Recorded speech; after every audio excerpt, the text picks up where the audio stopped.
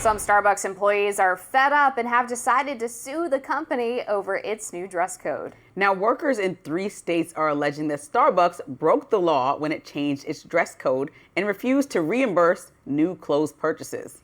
The union organizing Starbucks workers is backing the employees who filed class action lawsuits in Illinois, Colorado, and filed complaints with California's Labor and Workforce Development Agency. Starbucks didn't comment on the lawsuits directly, but said on Wednesday that they wanted to simplify things and give clearer guidance. They added, as part of this change and to ensure our partners were prepared, partners received 2 shirts at no cost. That's nice. Yeah, that is nice. California Starbucks employee and full-time student Brooke Allen said that a manager told her in July that the Crocs she was wearing weren't compliant with the new dress code. As a result, Allen had to spend $60 for a new pair. And she says she almost spent $90 for additional work clothes. Now, Allen said, quote, "I think it's extremely tone deaf on the company's part to expect their employees to completely redesign their wardrobe without any compensation.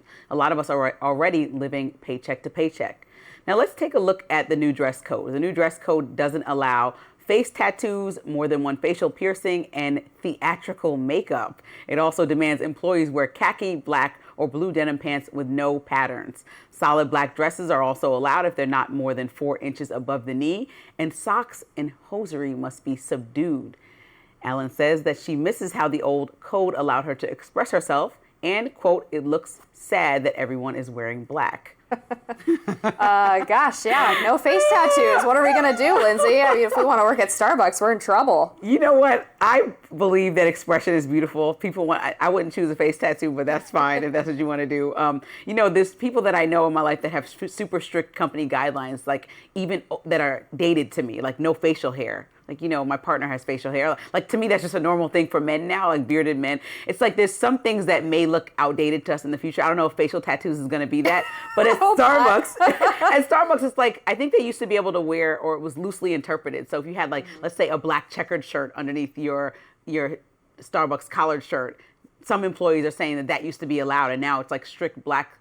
Look, I also have a friend that works at Starbucks that I know she fell on hard times in recent years and is building herself back up. And so perhaps there is a instance where the funding was not available to literally go buy $100 worth of whatever workable shoes, because there are like certain shoes that have the grip that you can work in environments like that, pants and shirt. And that's just an unfortunate reality in America. And we want to celebrate people going back to work and getting their job. But if Starbucks is really giving out those shirts and they're enough to get people, hopefully people have pants, maybe they can have a 2-week exemption or something to get people situated, and let people wear their denim instead of just khakis. Like, some people maybe actually can't afford it, and that's a real thing. I mean, I think there's enough options here that most people would probably have those things in their wardrobe: khakis, denim, or black pants. I mean, you can't tell me these like emo punk people working at Starbucks don't have a pair of black pants, and then they get the 2 shirts from Starbucks, and yeah, you got to buy a pair of shoes. I don't know. I mean, we buy our own work clothes. I don't think it's that big of a deal, especially if Starbucks is giving them those 2 free shirts. But I do actually have a hot take here. Okay. And here's my hot take. Okay, so I see Starbucks is watching this cultural shift happen. They're going a little bit more conservative with the dress code.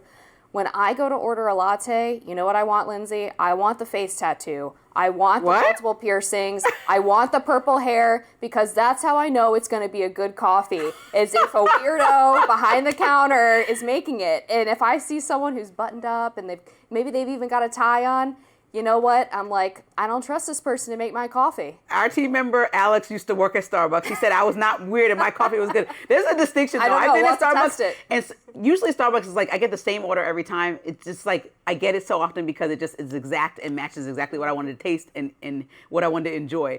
But the other day, Starbucks in Union Station was not.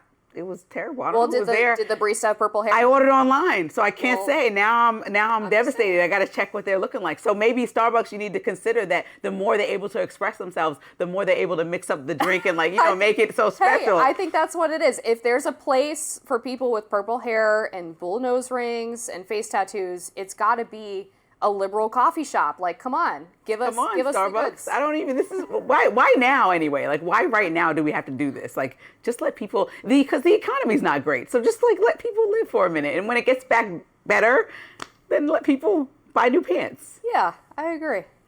Now that does it for us, unfortunately. I want to hang out with Amber all day on Rising Live. Look out for more exclusive YouTube content coming your way today. Make sure you guys like, share, and subscribe to The Hill's YouTube channel so you never miss any content. And for those of you who like to listen to us on the go, we are now available anywhere you listen to podcasts. We will see you next week.